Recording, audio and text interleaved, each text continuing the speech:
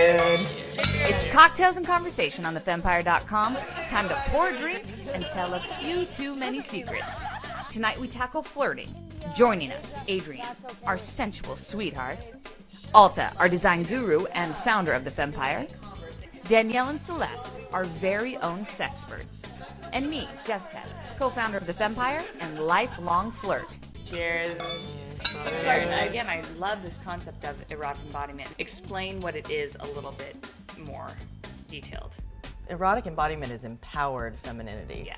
You know, it's passionate, it's desiring, it's forthright, empowered femininity. So I think that's why, you know, we're unapologetic, you know, about our sexuality and who we are. Yeah. So. Has that always been the case? About us personally? Yeah, just about you personally, or was that like a growth process for you guys to kind of come into that? A growth process. Yeah. Definitely. I was really, I don't know how to say this. I mean, I feel like I reached a whole different level through this work, but I always was a very sexual person, and sexuality was a huge piece of who I presented to the world.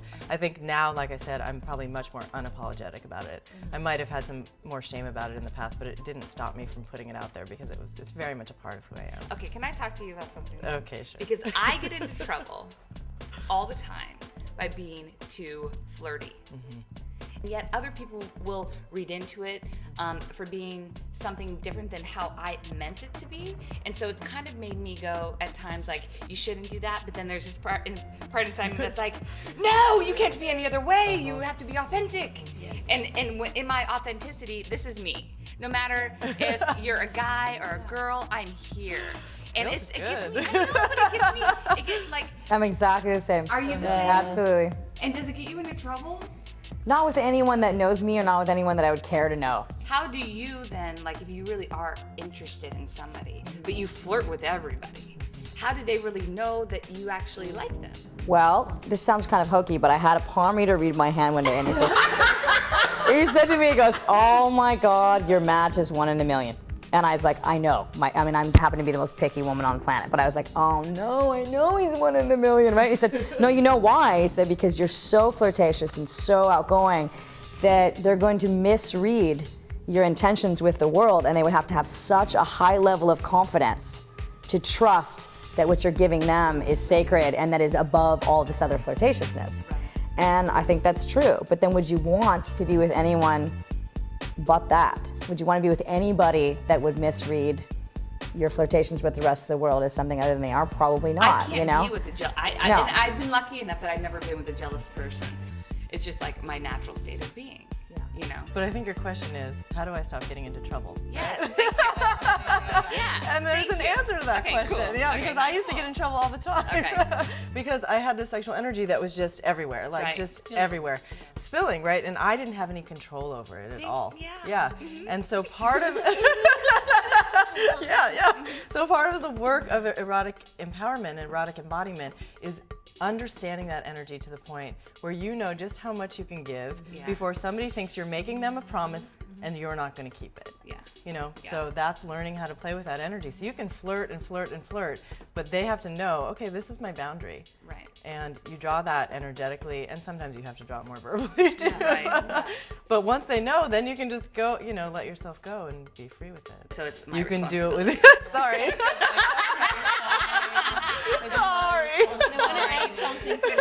I think it's like, it would be like anything about your personality. Once you come to understand it, you can utilize it as you see fit, and you can, you know, dish it out when you want and hold it, you know, it's under your control.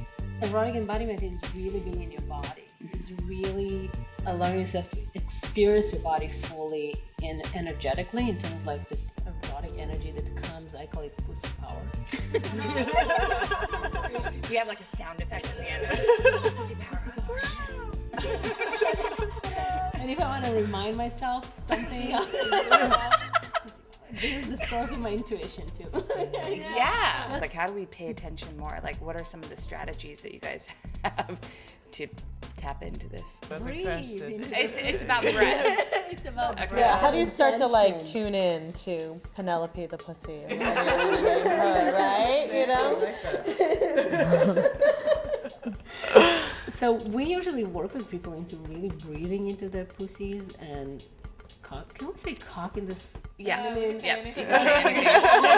Yes. We can hold the word cock in this space. So if it's men that want to breathe to their cocks, and if it's women, it's really breathing to their pussies and really beginning feeling like focusing there. And we have this special fire breath and circulatory breath and breath that combines all kinds of like energizes the body and allows you to really feel this energy. And Sounds like yoga. A little bit, except that it's lower. And once you start to do this breath and you start to connect, really, like, you can start to get almost orgasmic just from just in the breathing. breath. Well, Yeah.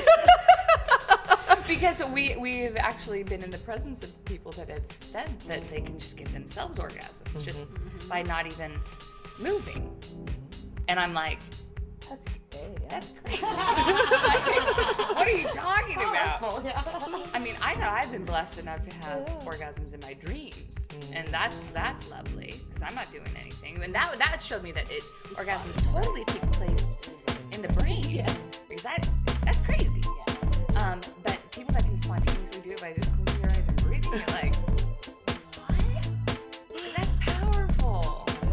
And that's why we teach people erotic embodiment, not just so they can feel good, but so that they can magnetize the people that they Absolutely. want in their lives. You know, it's sexual magnetism. It's the basis of sexual magnetism. And do you think that it's stronger in some than it is in others? Do you think everybody has it at the same? Like, what? Everybody can have it. Some people just are so disconnected and so almost dead in their bodies. And this isn't just about sex. This is about engaging life. Oh yeah, much different.